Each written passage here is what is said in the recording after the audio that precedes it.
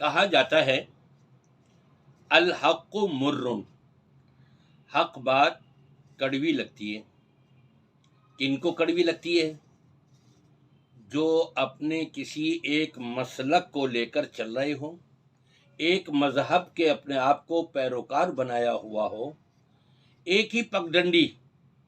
اور وہ پگڈنڈی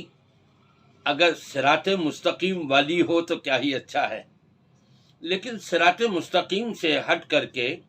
دائیں اور بائیں کا رخ اختیار کرتے ہوئے کسی مذہب کو، مسلک کو، کسی جماعت یا گروہ یا فرقے کو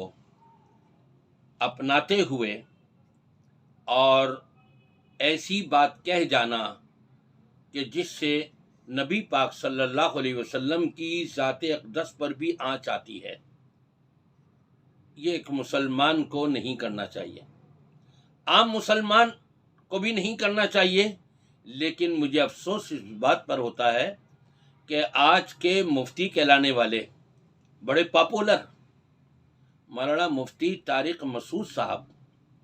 جب میں نے ان کا یہ بیان سنا تو میں خود بڑا حیران ہو گیا کہ مفتی صاحب کو یہ اچانک کیا ہو گیا۔ اپنے مذہب اور مسلک کا دفاع کرتے ہوئے ایک وہ روایت کہ جو ضعیف ہے اس کو پیش کر رہے ہیں اور 2 مرتبہ کہہ رہے ہیں صحیح روایت ہے، اور کہتے ہیں جی کہ ایک بہت بڑی یونیورسٹی کے مقرر تھے اور ان سے میری بات ہوئی، گفتگو ہوئی، میں نے پوچھا کہ جی آپ کس پر فیصلہ کرتے ہیں؟ انہوں نے کہا وہ کہ جو صحیح دلیل ہو، صحیح حدیث ہو، بغیر تعویل کے۔ تو دیکھیں ایسی حدیثیں ہیں کہ جو بغیر تعویل کے تو آپ چل ہی نہیں سکتے۔ اس کے ثبوت کے لیے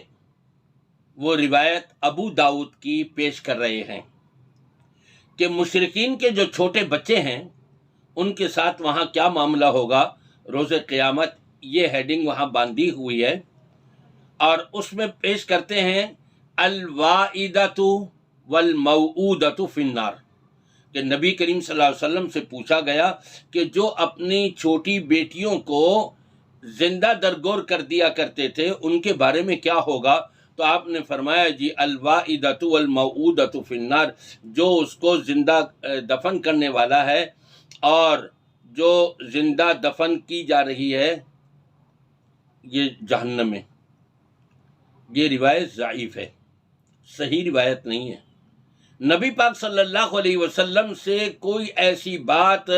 آپ نسبت نہ کریں کہ جو درمیان میں منقطع ہو، کٹ رہی ہو، وہاں راوی کوئی ضعیف ہو، کمزور ہو، ایسی بات کو نبی پاک صلی اللہ علیہ وسلم کی طرف کبھی نسبت نہیں کرنا چاہیے۔ کہ صحیح حدیث ہے، رسول اللہ صلی اللہ علیہ وسلم سے پوچھا گیا یا رسول اللہ، زمانہ جاہلیت میں عورت زندہ دفن کر دیتی تھی بچے کو، اس کے بارے میں کیا حکم ہے؟ صحیح حدیث ہے، آپ نے فرمایا الواعدۃ والموعودۃ فی النار، دفن کرنے والی اور جس کو دفن کیا گیا، حدیث کا ظاہری مطلب یہی ہے، بغیر تعویل کے یہی مطلب ہے، اگر تعویل نہ کرو، جس کو دفن کیا گیا اور جس نے دفن کیا، دونوں جہنم میں۔ میں مفتی صاحب سے کہوں گا آپ صرف اپنے مسلک کو ثابت کرنے کے لیے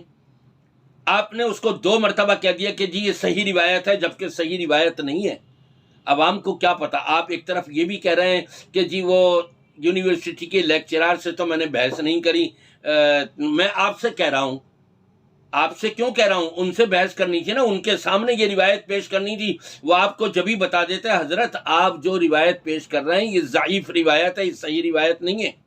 آپ کو تو وہیں کھٹا کھٹ جواب مل جاتا۔ عوام کیا بتائے گی آپ کو؟ اور تو اور آپ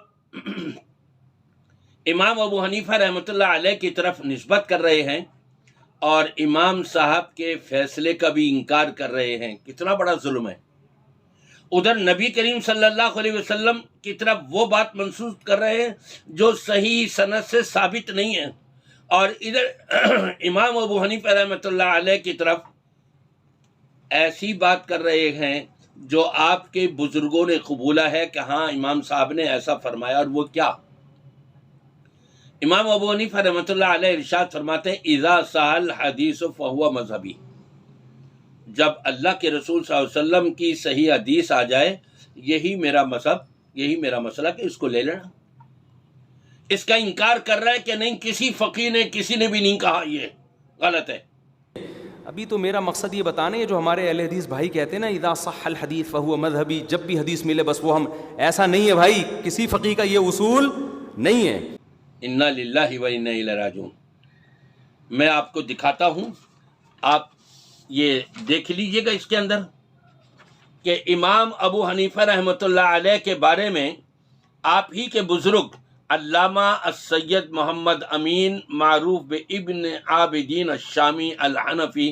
رحمۃ اللہ علیہ اپنی کتاب شرح عقود رسم المفتی، چھوٹی سی کتاب ہے، عربی کے اندر لکھی ہوئی ہے، کاش آپ نے اپنے بزرگوں کی یہ کتاب پڑھی ہوتی تو آپ کو پتہ لگتا ہے کہ ہاں امام ابو حنیفہ رحمۃ اللہ علیہ نے یہ ارشاد فرمایا ہے۔ آپ اس کا انکار کر رہے ہو، جھوٹ بول رہے ہو کہ نہیں جی امام صاحب نے، کسی فقیہ نے، کہتے ہیں کسی فقیہ نے